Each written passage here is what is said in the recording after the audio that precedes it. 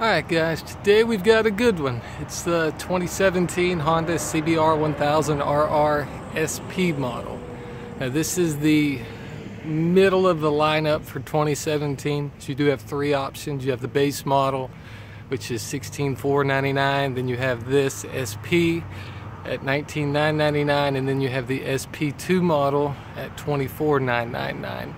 And today we're going to go over some of the details, the specs on it, what sets the SP apart from a base model, and all that good stuff. And if you want even more detailed specs, I'll throw a link up in the top right corner and in the description of the video as well.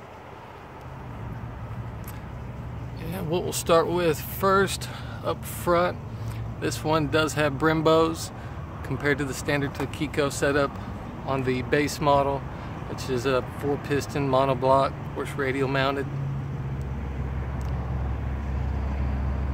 It does have the same 320mm rotors up front, 220 in the rear.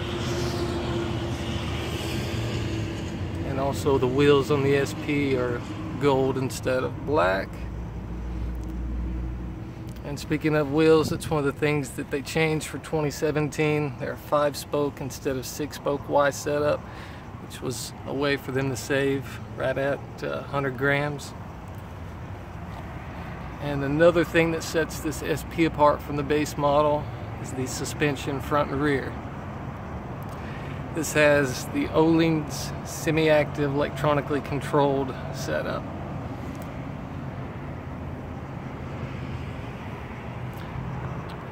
I'll go over some more of the suspension details and changes once we get up towards the front of the bike where the gauge cluster is.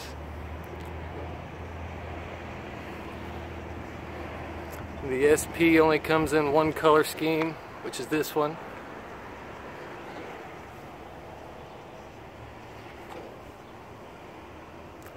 And onto the engine this year, they bumped the horsepower up right at 10. It now makes 189 horsepower at 13,000 RPMs and 84 foot-pounds of torque at 11,000 RPMs. And just to show you how much Honda was dead set on saving weight on this bike, just the engine alone is 4.4 pounds lighter than the outgoing 2016 model.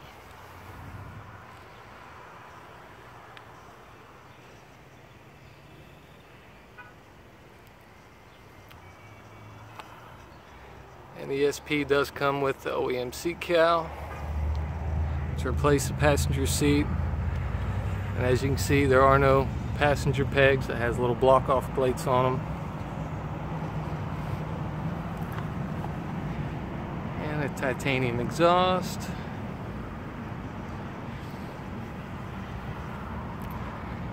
There's a shot of the Öhlins TTX rear shock.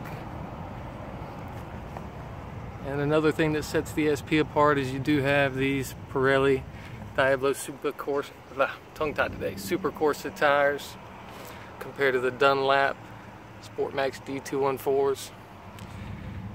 And sadly the SP still has the big gaudy rear fender on it.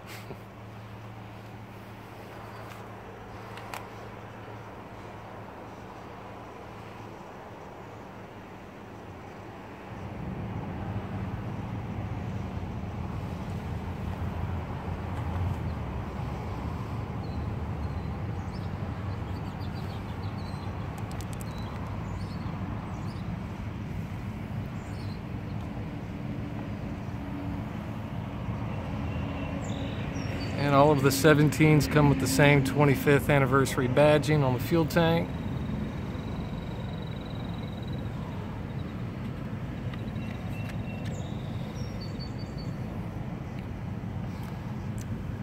And Honda has kind of tried to get rid of some of the buttons because they added a lot of buttons for the electronics this year.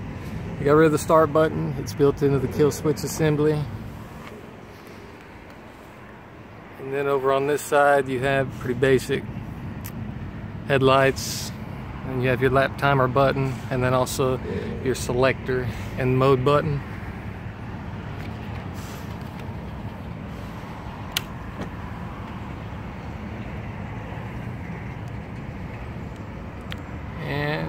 first time, Honda did throw a TFT display on this.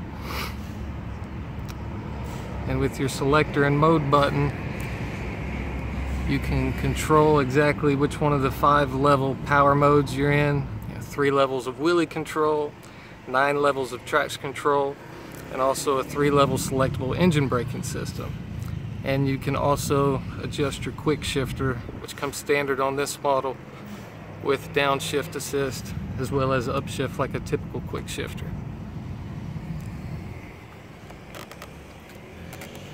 Then you also have a shot of some of the electronics mounted on the top of the Öhlins forks, which ties in with their 5-axis inertial measurement unit setup. And the SP also comes standard with anti-lock brakes, which tied in with all of the electronics. You can actually adjust how much rear lift you have under hard braking.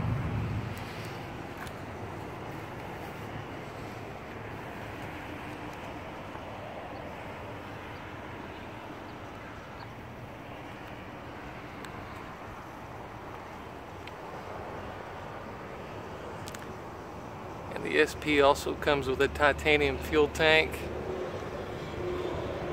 which is right at 2.86 pounds lighter, 4.5 pounds lighter when full of fuel.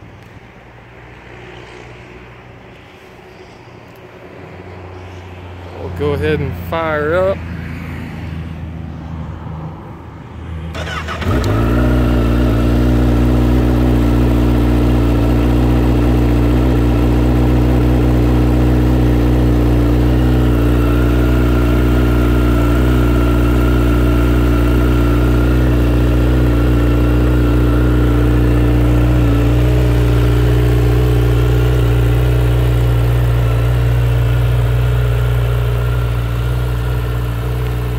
New 2017 model is right at 33 pounds lighter than the outgoing 2016 model.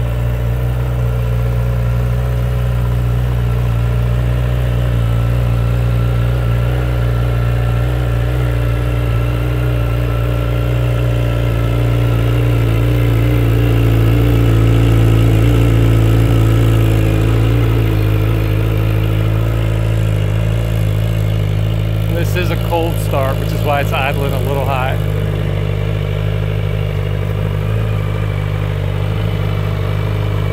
That's pretty much the basics on this one, guys.